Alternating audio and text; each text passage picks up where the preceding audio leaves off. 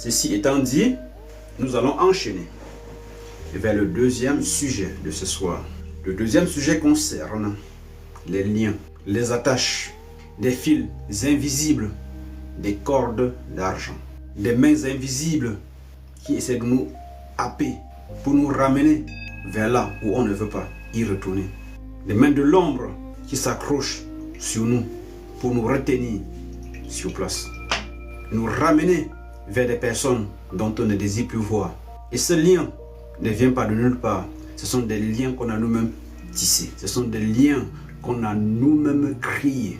Ce sont des liens qu'on a nous-mêmes initiés. Nous sommes les artisans de nos propres liens. Pour la plupart, nous sommes des architectes de nos propres liens. Nous sommes les bâtisseurs de nos propres liens. Les liens ne tombent pas du ciel. Ça ne pousse pas du sol. Ça ne vient pas comme ça tomber sur nous comme une feuille qui se décroche d'un arbre. Le cosmos ne punit pas par hasard. Les liens qui nous intéressent ce soir, ici et maintenant, ce sont des liens qu'on a nous-mêmes tissés à travers des personnes que nous avons connues, des personnes que nous avons aimées, des personnes que nous avons chéries, des personnes à qui nous avons fait des promesses non tenues, des actes manqués. Ceci étant, il est nécessaire et même primordial que vous sachiez que à chaque fois que vous quittez d'une relation sentimentale, amoureuse, pour entrer dans une autre relation de cette même nature, vous devrez inexorablement couper le lien de cette ancienne relation afin de faire le premier pas dans la prochaine. Sinon, le trait d'union reste entre ces deux relations. Et vous êtes tiraillé tantôt à gauche, tantôt à droite, tantôt ça, tantôt là. Vous êtes rythmiquement tiraillé. Vous êtes oscillé ça et là.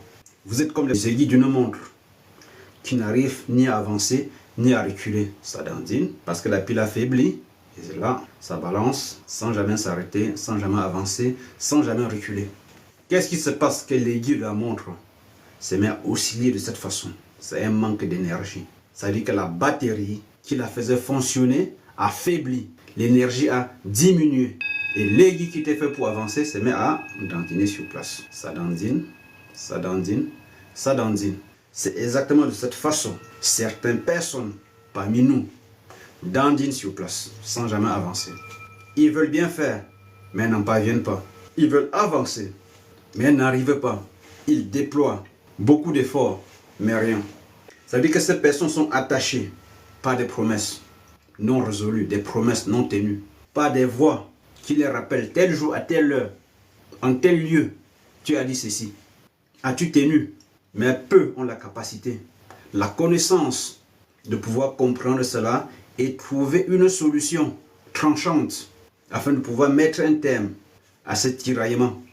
Je vais aller plus en profondeur afin que vous puissiez comprendre exactement de quoi ce soir il est ici question, comment ça fonctionne, comment apporter des solutions définitives. Lorsque vous entrez dans une relation, vous faites des promesses. Je t'aimerai jusqu'à ce que mort s'en suive.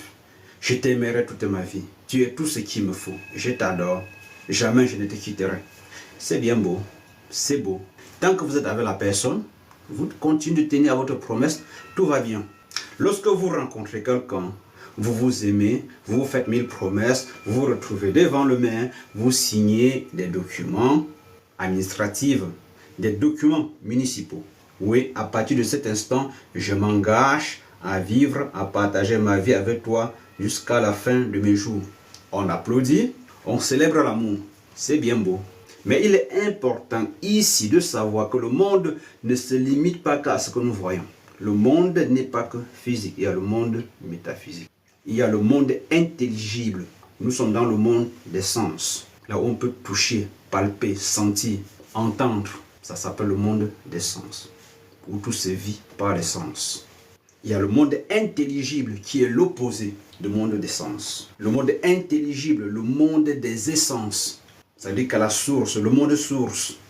Et maintenant, il y a ce qu'on appelle la mémoire akashique. La mémoire akashique, c'est en quelque sorte comme un grand disque dur qui enregistre, qui cristallise, qui retient tout ce qui se dit, tout ce qui se fait, tout ce qui se murmure, tout ce qui se pense dans l'univers. Quand je parle de l'univers, je ne parle pas de la Terre. Je parle de tout l'univers connu et même l'univers inconnu. Tout est consigné dans les archives akashiques, ce qu'on appelle la mémoire akashique, dans les cercles d'initiation. Tout est consigné dedans. Donc quand tu dis je t'aime, je t'aimerai, pendant qu'on consigne ça par écrit, dans le grand disque dur de l'univers, ça se consigne au même moment qu'on est en train de remplir, écrire et signer. Pendant que tu signes ici, dans le monde de l'invisible, tu es en train de faire la même signature avec tes empreintes énergétiques. C'est-à-dire que tu signes, pendant que tu signes ici, de l'autre côté, ça se consigne, ça se sert. Le temps passera. Les archives municipaux se dégraderont parce que nous sommes dans un monde, nous vivons dans un monde d'instabilité, dans un monde où tout passe. Mais dans des archives akashiques, rien ne passe. Ça reste là tel que le premier jour, tel qu'au premier jour. Nous vivons dans un monde où tout passe. Vous m'avez écouté depuis peut-être, je crois, 30 minutes. Mais rendez-vous compte que vous n'êtes plus la même personne. Pendant ce temps, vous avez vieilli de 30 minutes. C'est-à-dire que si on vous étudie au microscope, on verra que vous avez vieilli de 30 minutes. Vous ne serez plus exactement la même personne que vous étiez il y a de cela 30 minutes. Donc nous vivons dans un monde éphémère où tout passe, rien n'est statique. Nous vivons dans un monde en perpétuelle mutation. Donc ce qu'on fait ici, demain ça passe. Mais dans le monde akashique, rien ne passe. Tout est consigné là.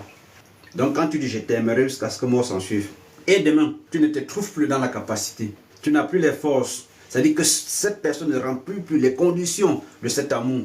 Des conditions qui t'ont poussé à faire cette promesse. Lorsque ces conditions ne sont plus réunies, ne sont plus respectées, il est de bon temps que tu t'en ailles. Lorsque l'univers relationnel, conjugal devient toxique, il est de bon temps que tu t'en ailles, que vous vous en allez. Lorsque l'atmosphère du couple devient insupportable, il est tout à fait normal qu'on s'en détache.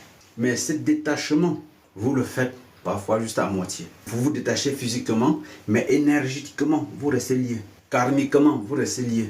Auratiquement, vous restez liés.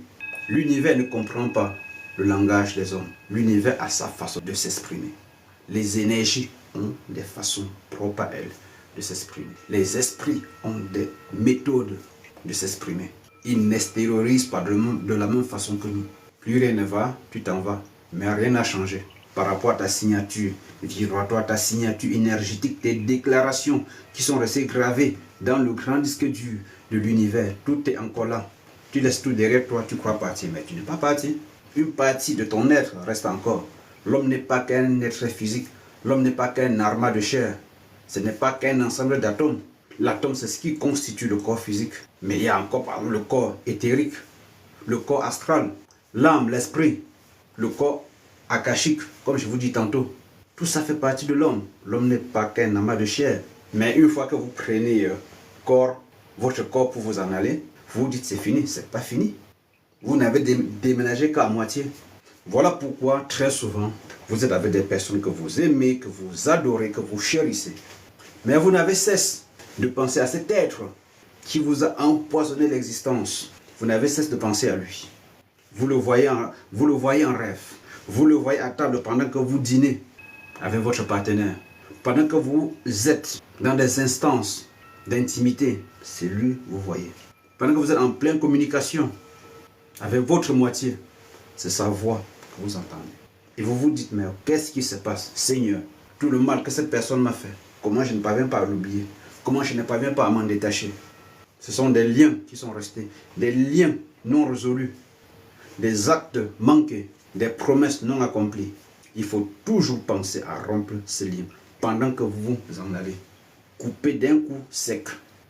Mettre un terme final, non seulement à la relation physique, mais à la relation énergétique.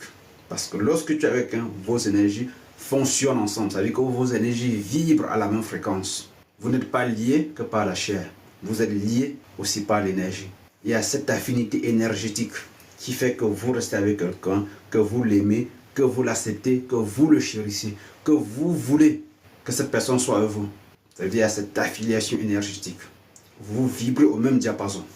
Il y a cette attache, il y a ce lien, il y a cette fusion énergétique entre vous. Et le jour que tu t'en ailles, tu t'en vas juste avec ton corps physique, mais ton être énergétique, une partie reste. Et cette partie te réclame, cette partie te suit, cette partie te poursuit, cette partie te pourchasse, cette partie te retient. Voilà pourquoi certaines relations ne durent pas. Voilà pourquoi certains mariages ne durent pas. Voilà pourquoi, en dépit du grand amour que certaines personnes peuvent porter l'une envers l'autre, ils ne parviennent pas à durer longtemps ensemble.